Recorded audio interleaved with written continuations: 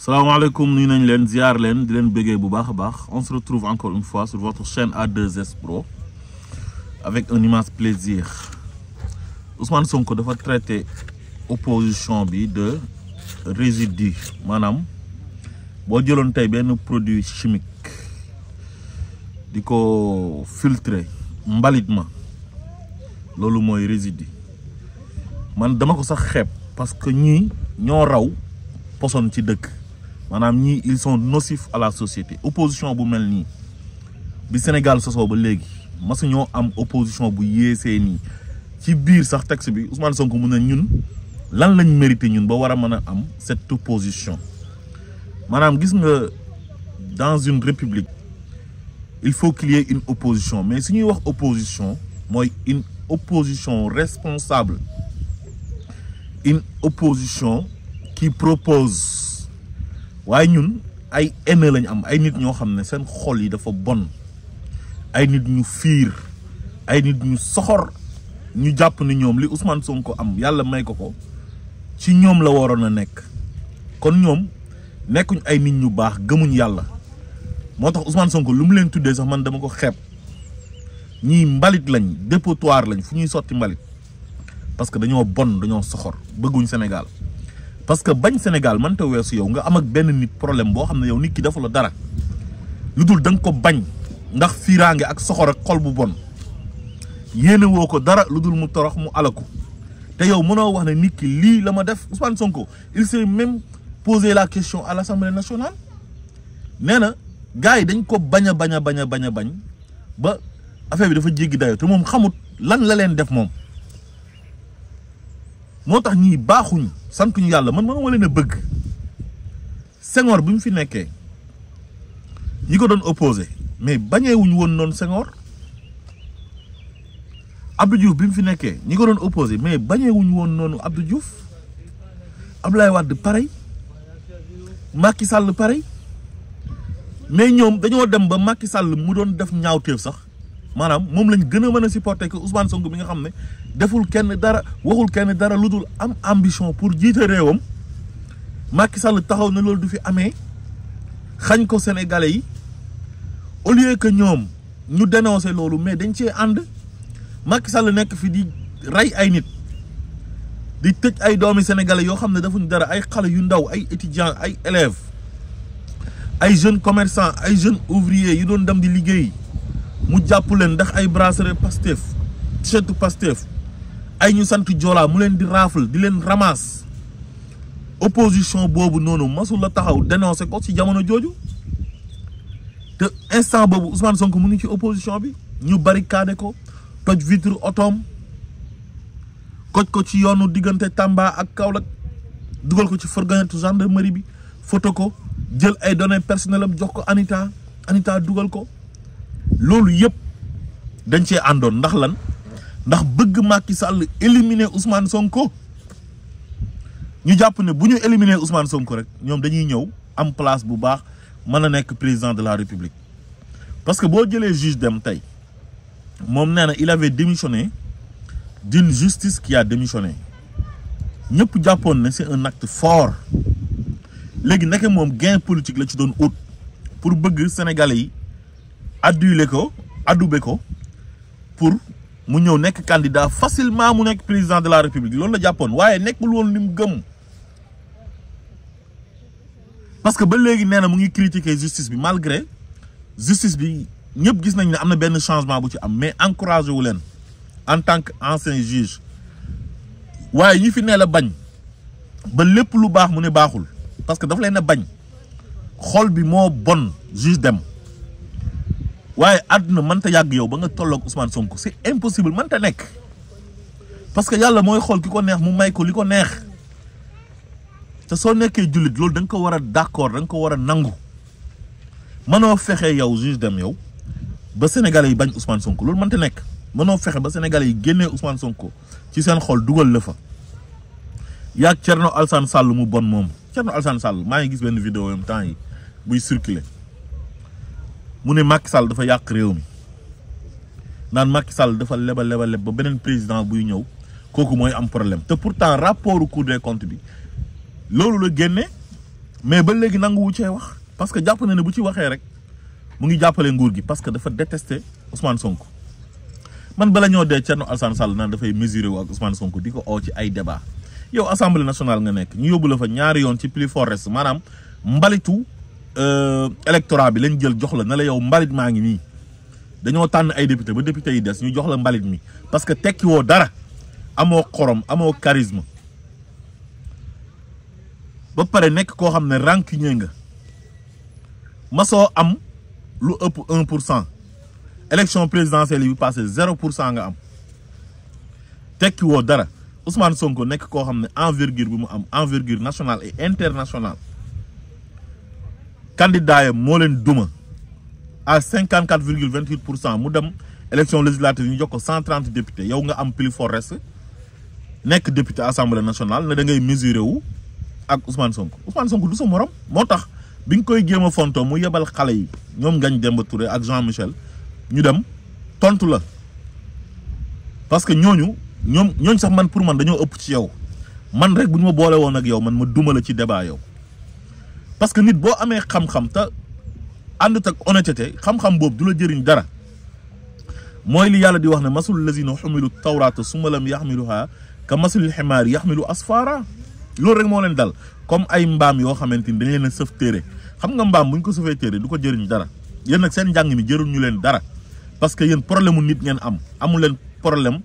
ak Sénégal goo xam ne baaxut yéen tey Sénégal avancé Sénégal jëm kanam yéen seen yoon nekku ci yéen Ousmane Sonko gàccaam ngeen di wër suba ngoon guddeeg bëccëg yow nga ne nga bëgg a jàkkaaroo ak Ousmane Sonko ñëw assemblée nationale nga daw au lieu nga dem affronter ko jàkkaaroo ak moom posé ko ay questions sénégalais yi ñoo la yónnee assemblée nationale pour nga waxal leen seen soxla boo amee soxla booy waxal sénégalais yi demal nga jàkkaaroo ak Ousmane Sonko nga wax leen ko nga wax ko mais taxaw di wax naan ay diw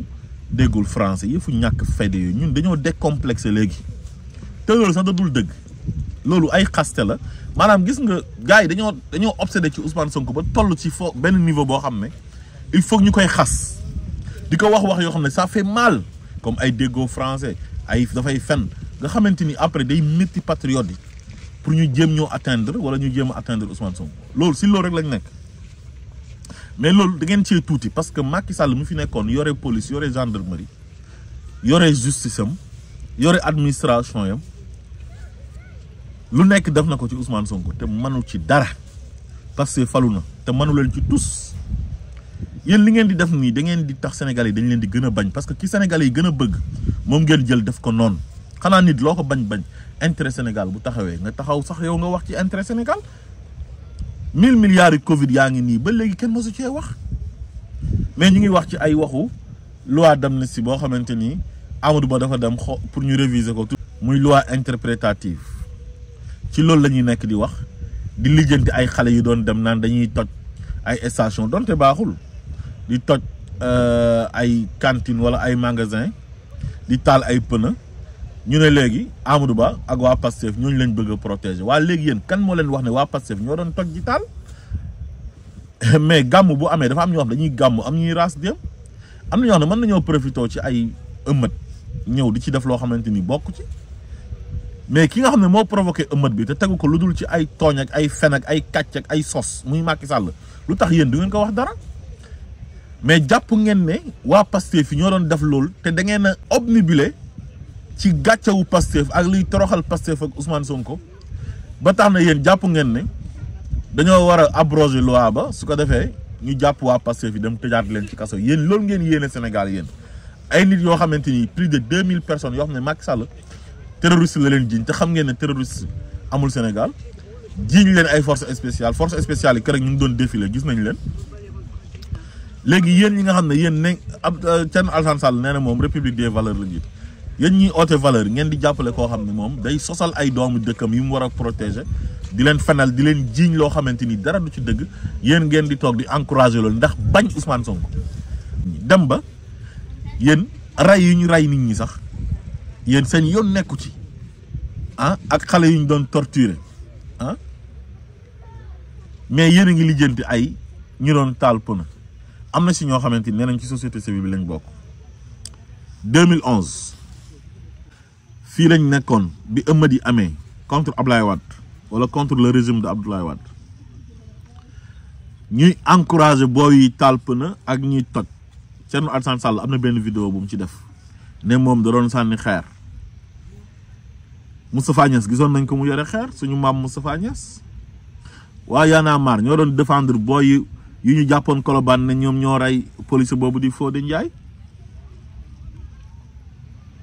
am na benn waay bu naa fekk bu naan ci société civile bi la bokk nga xam ne moom moo gën a ene moom nga xam ne moom moo formé sax dof boobu nekk Sen TV di Abou Diallo ñu koy wax Abdourahmane Sow moom il est haineux et Sonko-phobe moom ci ñu gën a bañ Ousmane Sonko la bokk moom man nangul sax dégg turu Ousmane Sonko yow naka ngay nekkee yow nga ne ci société civile nga nekk ba pare yow di jël position wu comme koo xam ne yow opposant radical yow nit ki rek ngay critiquer di dal ci kawam nga ne yow société civile nga bokk te société civile dañ ne dafa war a tëddee njaaxaanaay mais ñu gis ci société civile bi à part Seydi Gassama bon Alioune Tine moom temps yi posture bu mu am sax moom jaaxal na nit ñi xëy na Macky Sall moo nekk ci ginnaawam di ko financer pour bëgg ku raxas deram setal deram ak yooyu noonu ndax dossier yi fi nekk wala bëgg ñu bàyyi lépp mu sedd mais Seydi Gassama daal laa ci gis ne moom il est honnête ak Assane Dioma Ndiaye xam nga ay Birahim Seck léeg-léeg mu def nii léeg-léeg mu def na la mais am na si ñoo xam ne ñoom ils sont haineux quoi ñoom c'est des Sonko-phobes ñoom te nee nañ société civile lañ bokk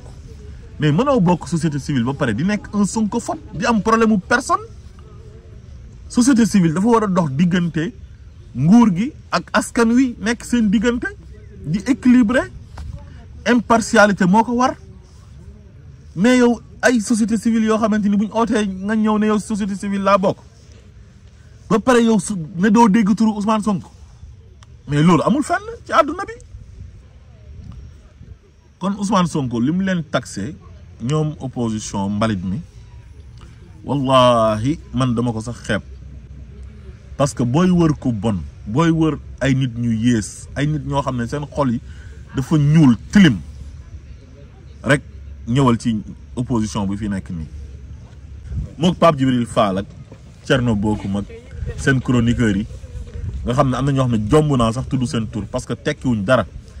ak nenu baxal nga xam ne c'est un vaurien vous ne représentez absolument rien dans ce pays di tànqal nit ñi di bëgg a opposer wu par la haine pourquoi lan moo ko fi jar ah soxor te yéen ki ngeen di soxoree mënu leen a fexe ba mu dellu ginnaaw li ngeen ko yéene ci lu ñaaw mënu leen a fexe ba loolu dal ko mais ngeen noppal seen bopp bi ngeen nekkee dans l'opposition moom mu nekk ci opposition bi sax yéen moom ngeen defoon noonu au lieu que ngeen opposé wu Macky Sall mais moom ngeen doon opposé wu parce que seen yaakaar moo tas Thierno Alassane Sall dafa démissionné woon ci nguur gi ci ay affaire contrat yu mu waroon a signé ak beneen entreprise pétrolière Macky Sall na ko signé ak Total mu démissionné te mujj gi Macky Sall nee na moo ko dàq mu jàpp na loolu mën na cee am gain politique moom it moo tax yaakaaram tas bi Ousmane Sonko ñëwee am bayre nit ñi bëgg ko mu mere ko ci Pape Djibril Fall dañ ko wax ne ko demal nga tubb électorat wu Ousmane Sonko parce que Ousmane Sonko dugal nañ ko ci benn dossier muy seen dossier arme sexuelle boobu di Adji Sarr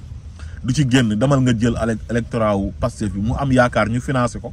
yaakaaram tas mu soppi ko en te début bi Ousmane Sonko la àndaloon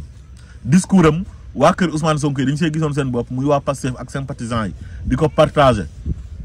propulsé ko léegi muy wax ay waxu dof am benn haine viscérale envers Ousmane Sonko Bougane Gueye Dany dafa jàppoon ne moom moo jekk ci président moom comme moom day taxaw ci seetu jàpp ne moom ku xees la sol daraayam sol mbaxana awsaam jàpp ne daal moom il est présidentiable quoi gis nga président dafa aajowul ci loolu te yow boo xeesee sax Bougane da ngaa rafetut man ak yow yem kooku moo jàpp ne Ousmane Sonko moom la waroon a def candidat nee na moom la waroon a soutenir jox ko électorat Pastef bi moom mu dem nekk président de la république yéen da ngeen a nekk ay nit ñu baax yéen ba Ousmane Sonko di leen jàppale pour ngeen nekk président ngeen war ko war bu bon war bu salte yéen baaxu leen santu leen yàlla seen jikko yi rafetul nit ñu beew ngeen yéen ak Macky Sall yéen a yem mburu foofu ko fëriñ waaw mën naa am sax yéen a gën a bon Macky Sall yéen a gën a yées kan moo leen di jox nguur yéen ngeen soppeeku bew def fi yu bon président Diomaye lu tax Ousmane Sonko tànn ko xam na ko de président Diomaye nit ku humble la nit ku xam boppam la nit koo xamante ni la bewul comme yéen mais yéen ñëpp ay warkat ngeen ku ci Ousmane Sonko jàppale woon nga war ko war bu salte bu bon. tey jii dem nañ ba tey ñaawteefu Macky Sall yi sax ñoom duñ ko wax ñoom daal ay chaise Ousmane Sonko la ñuy lijjanti yéen fan ngeen mës a gisagum opposition boo xam ne bu Ousmane Sonko doxee ci tapis rouge bi ñu ne waru cee dox bu jëlee avion présidentiel bi ñu ne waru kaa jël bu toogee ci chaise bi noonu la ko tubaab bi liggéeyee maanaam chaise bi daf lay balancer te ñoom ñëpp tey bi ñu nekkee ci nguur gi gis nañ Amadou Ba dem assemblée nationale toog ci même chaise boobu noonu chaise bi di ko balancer gis nañ Macky Sall à chaque fois mooy bi muy def dialogue beeg ak cérémonie yu daan am yëpp palais mu daan toog bu toogee chaise bi noonu lay def ak feneen ñoom seen bureau yi loolu moo fa nekk chaise bu mel noonu waaye bañ nit ki ba bu toogee ci chaise bi di balancer wu sax yow nga wax ci chaise bi mais yëfu ñàkk fayda yooyu ak yëfu ñàkk xorom yooyu avec tous les problèmes qui prévaut au Sénégal nga war cee wax 1000 milliards Covid bi gars yi cëqatee ko sàcc ko ah nga toog di lijjanti ay Ousmane Sonko mu toog ci chaise yow bañ nit ba yéene woo ko sax mu toog ci chaise di njoowaanu bañ nit ba yéene woo ko mu dox ci tapis rouge bañ nit ba yéene woo ko mu dugg ci avion présidentiel beneen dof ba nee na Ousmane Sonko démissionné parce que conseil constitutionnel dafa rejeté loi interprétative bu Amadou Ba bi kon déjà moom lu nekk ci xolam lay wax yéene bi maanaam haine bi mu am ci Ousmane Sonko poste premier ministre bi sax yéenewu ko maanaam ñoom lu ñu doon séntu ci Ousmane Sonko mooy jamono ji Ousmane Sonko nekk ci prison bi ñu tëj ko à vie wala Ousmane Sonko nekk bàmmeel maanaam addunaam yàqu te tey bu ñu jàkkaarloo woon ak nit ñi tey wax seen aqulaay taala ñu ne leen yéen Ousmane Sonko lan la leen def duñ ko wax su fekkee dañuy wax dëgg rek te yàlla tax dañ naan dañ kaa iñaanee parce que dafa am bayre parce que nit ñi dañ kaa topp bàyyi ñu su fekkee honnête nañ dëgg wax dëgg rek te yàlla tax loolu la ñuy wax bon ngeen trop man bala ñoo dee Yoro Dia nekk ci télé bi di wax ay wax yoo xam ne da nga koy sax xeeb Yoro Dia ñu ne docteur la en science politique ma ne ko de docteur en science politique à docteuru jeeg ji parce que liy jeeg ji di wax ci lay nekk di wax ñoom Aïssatou Diop Fall ak ñoom Jéggi Diop ay chaise buy balancé wu yëfu ñàkk fayda yooyu yow ñu la doon xaar pour nga indi ay solution proposé ne réew mi kat politiquement lii moo doxul man lii laay proposé comme ni Tafsir Thioye di def un opposant responsable mais toog fi yow ñu ne yow boroom xam-xam nga science politique nga jàng docteur nga ci léegi nga toog di wax ay waxu Ousmane Sonko mu toog ci chaise bi di balancer te loolu jeeg ji ñoo ko doon wax ñoom Jéggi Diop ak ñoom Aïssatou Diop Fall nga xam ne ñoom seen haine bi yëpp mooy seen intérêt yu ñu doon am Ousmane Sonko ñëw këpp seen yalwaan comme ni ko président Diomaye waxee loolu moo leen métti Aïssatou Diop Fall convention yu mu doon am nee na bu amaan problème xaalis day dem ci ndem si yàlla Moustapha Ba mu jox ko xaalis Lat Diop di ko jox xaalis Lonase muy am ay contrat de publicité di saaga Ousmane Sonko ñu koy fay mook ay moromam loolu moo leen métti moo tax fu mu nekk nii seen haine bi mënatuñ ko contrôler ku leen joxoon pistolet bu ñu jàkkaar ak Ousmane Sonko mën nañ ko dóor bal bi mu dee léegi Yoro Dia yow nga ne yow intellectuel nga xam nga bokkoon ci ñi jiite réew mi yow au lieu que débat bi nga yëkkati ko mu am benn niveau mais nga nekk ci débat de bas étage di wax ay waxu ay chaise te yow ñu ne yow boroom xam-xam nga docteur en science politique te Yoro Dia fii la nekkoon di saaga Macky Sall avant Macky Sall di ko oo moog ñoom Madiambal Diagne ñoo yem de dañ daan attaqué Macky Sall di dal ci kawam moog Madiambal Diagne ak Yakham Mbaye ñoom ñëpp dañ doon attaqué Macky Sall ak Souleymane Jules Diop ak Yérim Seck chantage dañu doon def dañoo xam ne Macky Sall bëggul ku koy attaqué moo tax ñu ko daan dal di ko attaqué di ko song même Thiam mooy frère Ourey Thiam boobu noonu yaayu Vigi Thiam ni yaayu Vigi boobu da daan dal ci kaw Macky Sall ak Mout Ban di leen attaqué mais mujj gi ñoom ñëpp dañoo dem ànd ak Macky Sall Latif Coulibaly lu tax mu ànd ak Macky Sall mooy li mu bëggoon ci Ablaye Wade la amul da doon chantage Ablaye Wade faalewu ko bind na fi livre bu nekk ay un opposant au pouvoir l'alternance piégée comptes et mécomptes de l'ANOCI donte am na ci sax yoo xam ne part de vérité la mais daf ko doon def pour chantage Wade ak Karim Wade lijjanti wuñ ko séddewuñ ci seen chantage yooyu noonu Macky Sall nag ragal ko ñëw jël ko dugal ko ci Benno Bokk Yaakaar bi parce que amoon na parti xaw ma mouvement pour dem ci élection présidentielle 2012 yi mais mujjul jàll mu dem dugg Benno Bokk Yaakaar jàppale Macky Sall Moustapha Niasse sax la njëkk a jàppale ci Benno Siggil Sénégal bi après deuxième tour ñu dem ànd ak Macky Sall bu dem toog palais Macky Sall di def lu gën a ñaaw lu gën a bon ay malversation yu mu daan reproché Ablaye Wade ak doomam Macky di def pire que ça mu dem noppi moo tax gars yi fii bëgguñ Sénégal intéressé wu leen seen bopp rek a leen ñor léegi nag bi ñu gisee Ousmane Sonko nga xam ne moom dafa sacrifier boppam ngir Sénégal naroon na dee ngir Sénégal mook président Diomaye duñ leen mën a bëgg parce que ñooñu intérêt Sénégal lañ jiital mais jiitaluñ seen intérêt asalaamaaleykum wa rahmatullah